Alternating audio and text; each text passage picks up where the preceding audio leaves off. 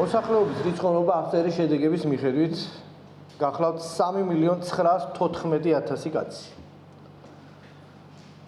მათ შორის 53% არის ქალი, ხოლო 47% არის კაცი.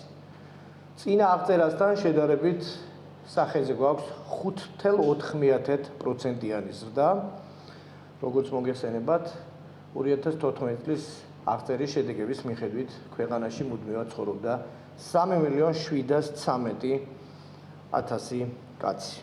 ანუ ზრდა არის დაახლოებით პლუს 200.000.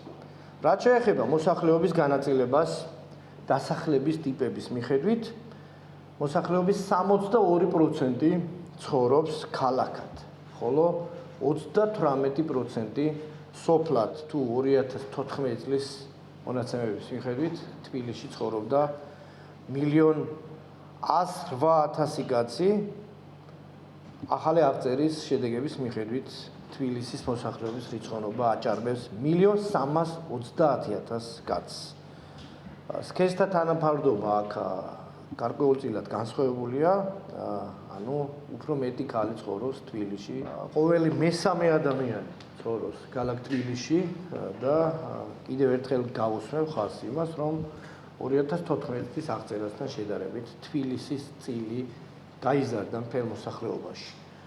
მოსახლეობის რიცხოვნობის მიხედვით შემდეგ ადგილზეა იმერეთი, რომელზეც მოდის 13%, შემდეგ ქვემო ქართლი, აჭარის ავტონომიური რესპუბლიკა და შედარებით მცირე რიცხოვნობით გამოირჩევა გურია, მცხეთა-მთიანეთი, რაჭა, ლეჩხუმის და ქვემო სვანეთის რეგიონები. აღწერა არის უნიკალური წყარო ზოგადად მოსახლეობის შესახებ სოციალური და ეკონომიკური მდგომარეობის მონაცემების მიღების მიზნით ყველაზე დაბალი დასახლებული პუნქტის სოფლის მიხედვით.